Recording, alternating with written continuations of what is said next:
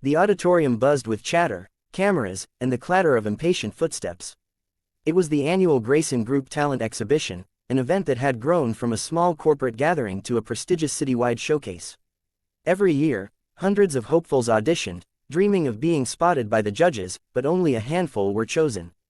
At the very back of the line, clutching a worn violin case and trying to make herself invisible, stood Lena Hayes.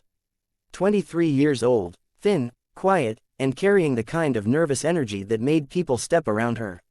She wore faded jeans, a thrift store sweater, and shoes that had clearly survived too many rainy days. She wasn't like the others, those wearing glittery dresses, rehearsing choreographies, or adjusting microphones. She was small, shy, and painfully alone. Her whole life, people had overlooked her. Sometimes they forgot she was even in the room. But today, Lena was determined. Even if she failed, even if she trembled, even if her hands shook so much she could barely hold the bow.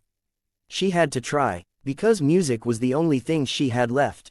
Dash dash dash. A sudden burst of laughter made Lena flinch. A group of girls dressed in sequined outfits pointed at her shoes. Is she seriously auditioning? One whispered loudly, with that violin case. Another smirked. Looks like it came from a garbage bin. Lena hugged the case tighter. She didn't respond. She rarely did, not because she was weak, but because she'd learned long ago that silence protected her more than words ever could. Her audition number was 214. When the announcer finally called for her group, Lena's legs felt like jelly. She stepped forward slowly, gripping the violin case as if it were the only stable thing in her world. Inside the auditorium, bright stage lights blinded her. The judges sat behind a long table. Critics, producers, sponsors, and one empty chair in the middle reserved for the event's founder. Whispers spread among the audience.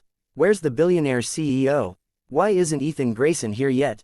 I heard he personally scouts new talent. Lena didn't care. She could barely breathe. She climbed the stage steps.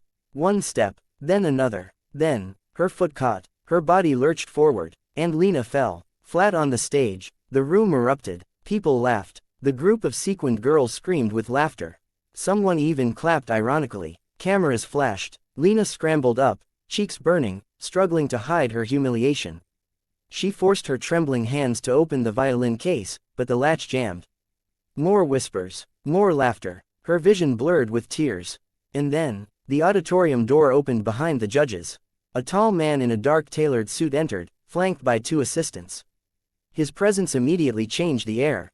Sharp jawline, steel gray eyes, a stride that showed confidence without arrogance. Whispers swept through the hall. It's him, Ethan Grayson, the Billionaire CEO, the sponsor of the showcase.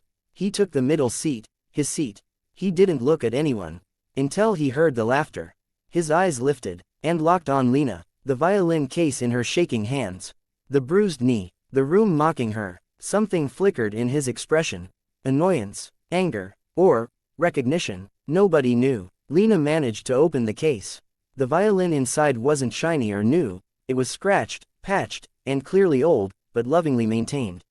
She lifted it with trembling fingers. Someone in the audience scoffed. She's going to play that. This will be a disaster. Lena inhaled, trying to steady her breath.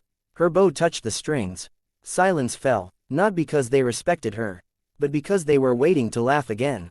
She drew the bow. A screeching, shaky note echoed. Her nerves had overtaken her. More giggles. Her throat closed. Her eyes burned. She wanted to disappear. Then, a voice cut through the room. Deep, calm, commanding. Everyone, quiet. The laughter died instantly. It was Ethan Grayson. His piercing eyes never left Lena. Let her play, he said. The judges looked at him uncertainly, but nobody dared challenge him. He leaned back, arms crossed, waiting. Something in his expression steadied Lena's shaking hands. She lifted the violin again, closed her eyes, took a breath, and played. This time the note was pure, clean, soft, but crystal clear. Her bow glided through the melody she had practiced 1,000 times in her tiny rented room.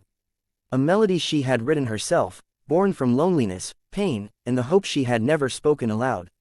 The auditorium changed. The air shifted. People who had been laughing now stared silently. The notes grew stronger, weaving emotion into every corner of the hall. The melody poured out like a confession. I am scared, I am alone, but I am still here. When she finished, the hall remained frozen. Nobody clapped, nobody moved. They just stared, shocked, silent, ashamed, and then Ethan stood up. Slowly, deliberately. The billionaire CEO, feared by executives and respected across the city, looked at Lena with an expression nobody could read. He spoke softly but clearly. "Miss Hayes, where did you learn to play like that?" Lena swallowed hard. I taught myself." Gasps spread through the room. Ethan's eyes widened, just slightly. Then he said the words that would change her life forever. "You're coming